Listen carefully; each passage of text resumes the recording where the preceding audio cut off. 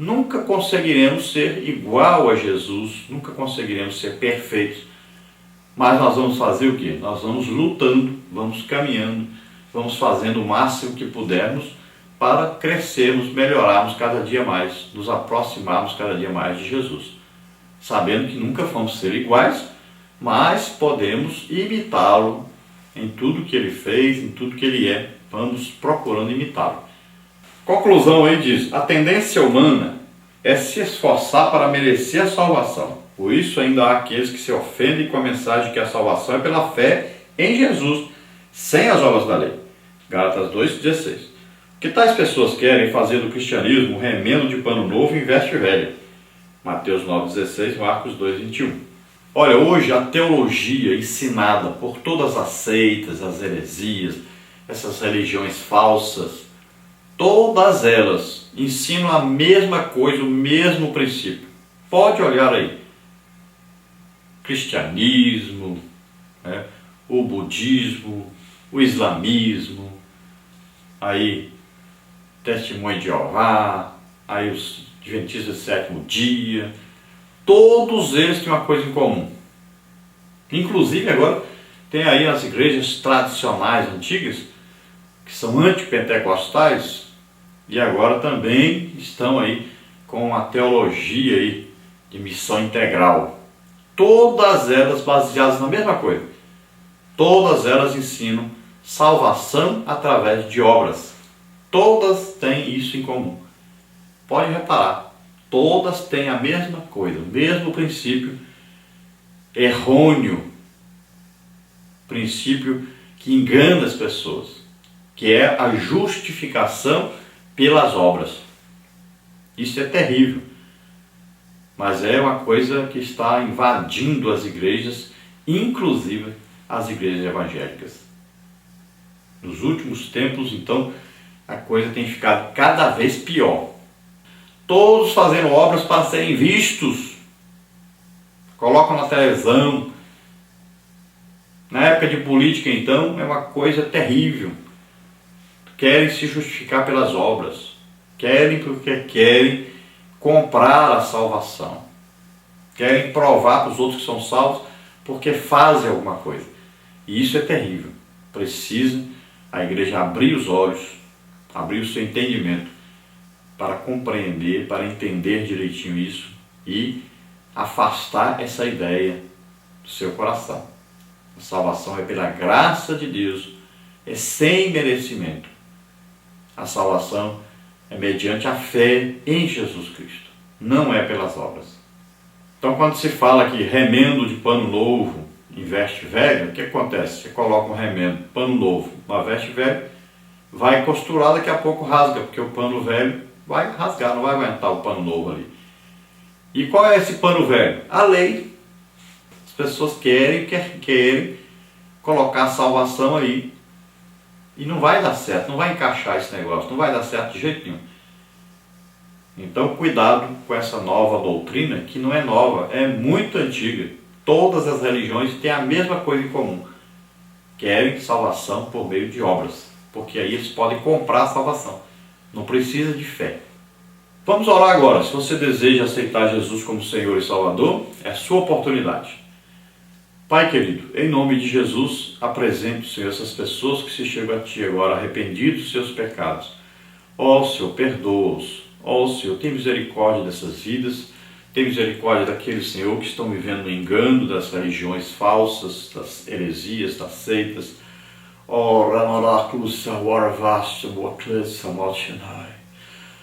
Pai querido, em nome de Jesus, abre agora os olhos do entendimento de cada um, Senhor, para compreender a Tua palavra.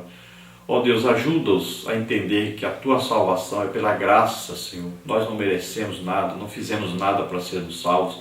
Não é guardando um dia ou qualquer outro tipo de lei que nós vamos ser salvos, mas é acreditando, é tendo fé que Jesus Cristo veio, nasceu como homem na terra, levou os nossos pecados sobre Ele, morreu na cruz do Calvário e Ele ressuscitou, Senhor, ao terceiro dia, está vivo para todo sempre, está sentado à Tua direita, Senhor, onde intercede por nós.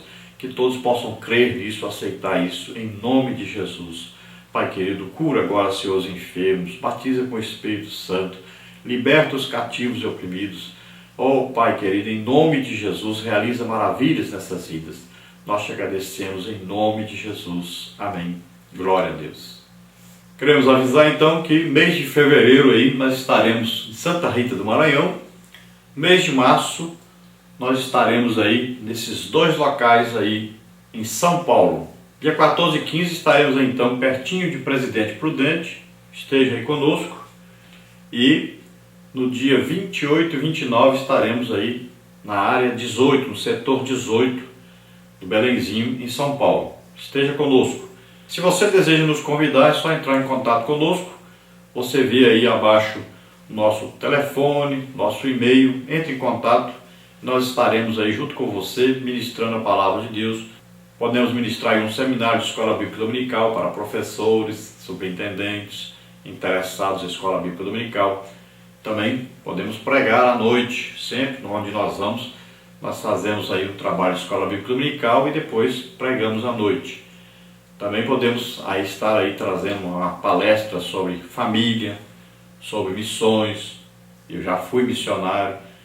Também podemos trazer aí uma palestra sobre o avivamento. E nesse trimestre, se você deseja, é muito importante, nós poderíamos fazer uma palestra sobre aliança. É muito importante estudar sobre aliança. Se você deseja isso, isso vai ajudar muito o estudo desse trimestre e também vai ajudar sempre que tiver que estudar alguma coisa no Antigo Testamento. Então podemos levar aí à sua igreja um estudo sobre aliança, aliança de sangue. É muito importante isso. Agradecemos a todos em nome de Jesus. Vamos então ao nosso questionário. Questionário da lição 2, o padrão da lei moral. Lições bíblicas, primeiro trimestre de 2015, CPAD para adultos. Tema, os 10 mandamentos. Valores imutáveis para uma sociedade em constante mudança. Os comentários desse trimestre do pastor Ezequias Soares. Então complete os espaços vazios e marque com V as respostas verdadeiras e com F as falsas.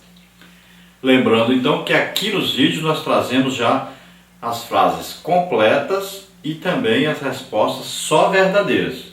Lá no site nosso e nos outros sites você encontra o nosso questionário com as frases para serem completadas e com as respostas verdadeiras e falsas juntas. Você vai escolher só as verdadeiras. Então aqui nós já trazemos tudo pronto. Vamos então à primeira pergunta para completar dentro do texto áureo. Então vos anunciou ele o seu concerto, que vos prescreveu os 10 mandamentos, e os escreveu em 2 tábuas de pedra. Deuteronômio 4,13. Dentro da verdade prática agora, a segunda pergunta para completar. As chamadas lei moral, lei cerimonial e lei civil são na verdade 3 partes de uma mesma lei que o Senhor Jesus já cumpriu na sua totalidade. Comentário agora, introdução. Terceira pergunta. As 10 proposições foram colocadas em forma de lei, como código, e entregues a Israel por intermédio de Moisés. Existiam essas mesmas proposições antes? Como atuavam?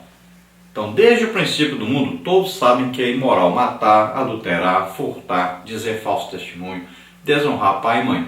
Deus colocou a sua lei no coração e na mente de todos os seres humanos desde o início. Romanos 1, 19 e 20. Eram princípios éticos e não um código de lei. Agora a parte 1, as tábuas da lei. Pergunta número 4. Qual era o provável formato das tábuas da lei? Não é possível saber qual era o seu tamanho. A arca do concerto media 1 metro e 10 centímetros de comprimento por 66 de largura e 66 de altura. Cada uma dessas tábuas não devia passar de 75 centímetros por 55 centímetros por 55 centímetros. Considerando que elas foram colocadas na arca juntamente com a vara de Arão, que floresceu, e um vaso com o maná, como está em Hebreus 9,4. Contém 172 palavras. Um homem podia transportá-las tranquilamente. Pergunta número 5. Qual era a mais provável divisão das tábuas? Em nenhum lugar a Bíblia diz quantos e quais eram os mandamentos em cada uma dessas tábuas, ou de cada lado. Escritores antigos judeus e cristãos, como o pensador Filo de Alexandria e o historiador judeu Flávio Joséfo, e também um dos pais da igreja Irineu de Leão, dentre outros, diziam haver 5 mandamentos em cada tábua. Segundo Calvino, eram 4 e 6, e não 5 e 5. Esta nova interpretação tem encontrado eco nos tempos modernos. Pergunta número 6. Como foi a rebelião de Israel, ocasionando a quebra das primeiras tábuas da lei? Então, ao fim de 40 dias, Moisés desceu do monte com as tábuas da lei. Nessa ocasião, Israel havia se corrompido com um bezerro de ouro. Ainda muito cedo na história, vemos como a natureza humana é inclinada ao pecado. Pergunta número 7. Como Deus renova o concerto com Israel? Então, a revelação do Sinai prosseguiu após ser interrompida por causa da rebelião do bezerro de ouro. Nessa ocasião, as tábuas do concerto foram quebradas. Deus perdoou o povo e o concerto foi renovado. Deus mandou Moisés lavrar novas tábuas, nas quais escreveu novamente as mesmas palavras. Parece que isso foi resultado da intercessão de Moisés pelo povo. Agora vamos ver a parte 2, os 10 mandamentos. Pergunta número 8. Qual a origem do termo 10 mandamentos? Então a expressão 10 mandamentos, em hebraico, aseret, adevarim, significa literalmente as 10 palavras e só aparece 3 vezes na Bíblia, em Êxodo 34, Deuteronômio 4 e Deuteronômio 10. A Septuaginta traduziu por decálogos, ou seja, decálogo, a partir de 2 termos gregos, deca, 10 e logos, palavra. O sentido de palavra nesses idiomas é amplo e indica discurso, pronunciamento, proposição. O termo hebraico específico para mandamento é mitiza, usado também em referência aos 10 mandamentos. A Septuaginta utiliza o termo entolé, a mesma palavra usada no Novo Testamento. Pergunta número 9. Qual a classificação dos 10 mandamentos?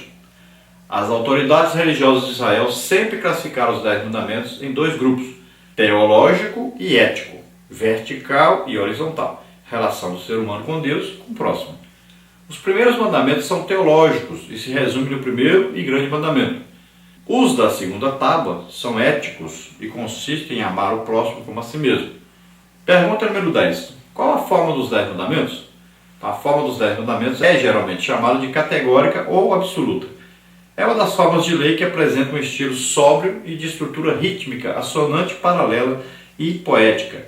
Isso facilita a memorização e é apropriado para a leitura litúrgica e em grandes eventos religiosos. As proibições são sem concessão, não admitem exceção. Aqui temos 8 proibições absolutas com a negação hebraica lo, que é não, forma incondicional em tempo verbal que nas línguas ocidentais é chamado de futuro. Os outros 2 mandamentos dados a Israel são positivos, guardar o sábado e honrar pai e mãe. Parte 3, a questão dos preceitos da lei. Pergunta número 12. Quantas leis foram dadas por Deus a Moisés, segundo a corrente de interpretação ensinada por uma igreja? Por que esse pensamento é inconsistente? Então, há uma corrente de interpretação que ensina a ser um decálogo a lei moral, enquanto a parte da legislação mosaica, que trata das cerimônias de sacrifícios e festas religiosas, entre outras, é chamada de lei cerimonial. Esse pensamento nos parece inconsistente, pois não é ensino bíblico, nem os judeus jamais dividiram sua lei moral e cerimonial. Ao longo da história, eles observaram o sábado e a circuncisão com o mesmo cuidado. Jesus diz que a circuncisão está acima do sábado. Pergunta número 13. Qual a diferença entre a lei do Senhor e a lei de Moisés? O que de fato existem são preceitos morais, cerimoniais e civis, mas a lei é uma só. É chamada de lei do Senhor porque veio de Deus, e de lei de Moisés porque foi ele o mediador entre Deus e Israel. Ambos os termos aparecem alternadamente na Bíblia. A cerimônia dos holocaustos, a circuncisão e o preceito sobre os cuidados dos bois são igualmente reconhecidos como lei de Moisés. Pergunta número 14. O que é lei de Deus? A lei de Deus é todo o Pentateuco. Trata-se de um livro e não meramente das palavras escritas em tábuas de pedra. Isso precisa ficar muito claro porque certos grupos sectários argumentam você guarda a lei de Deus? Isso por causa do sábado e transmite a falsa ideia de que a lei de Deus se restringe aos 10 mandamentos. Se eles guardam a lei de Deus, precisam observar os seus 613 preceitos. Do contrário, estão sob a maldição. Parte número 4, a lei e a graça. Pergunta número 15. Qual a transitoriedade da lei? O Senhor Jesus cumpriu toda a lei, os preceitos morais, cerimoniais e civis. O apóstolo Paulo é muito claro quando fala que o ministério da morte, gravado em letras, em pedras, era transitório. No entanto, a verdade moral contida no sistema mosaico, como disse o teólogo Schaeffer, foi restaurada sob a graça, mas adaptada à graça e não à lei. Isso diz respeito à sua função e não compromete a sua autoridade como revelação de Deus e parte das escrituras divinamente inspiradas. Pergunta número 16. O que é a graça? O Senhor Jesus e o apóstolo Paulo citaram o Levítico 18:5 como meio hipotético de salvação pela observância da lei. Mas ninguém jamais conseguiu cumprir toda a lei, exceto Jesus. O mais excelente dos rabis de Israel só conseguiu cumprir 230 pontos dos 613 preceitos da lei. A lei diz, faça e viva. No entanto, a graça diz, viva e faça. Por essa razão, os cristãos estão debaixo da graça e não da lei. A lei não tem domínio sobre nós. Pergunta número 17. Quais os mandamentos de Cristo? Complete. Perguntaram a Jesus o que se deve fazer para executar as obras de Deus. A resposta não foi guardar o sábado, nem a lei, nem os 10 mandamentos, mas exercer fé em Jesus. Essa doutrina é ratificada mais adiante. Jesus falou diversas vezes sobre o novo mandamento, a lei de Cristo, o amor operado pelo Espírito Santo na vida cristã. O Senhor Jesus não incluiu o sistema mosaico na grande comissão. Ele diz que guardar todas as coisas que eu vos tenho mandado. O mandamento de Cristo é a fé nele e a lei do amor, não a letra da lei. Quem ama Cristo tem a lei do Espírito em seu coração. Agora a conclusão, pergunta número 18 para completar. A tendência humana é de se esforçar para merecer a salvação. Por isso ainda há aqueles que se ofendem com a mensagem que a salvação é pela fé em Jesus, sem as obras da lei. O que tais pessoas querem é fazer do cristianismo um remendo de pano novo em veste velho.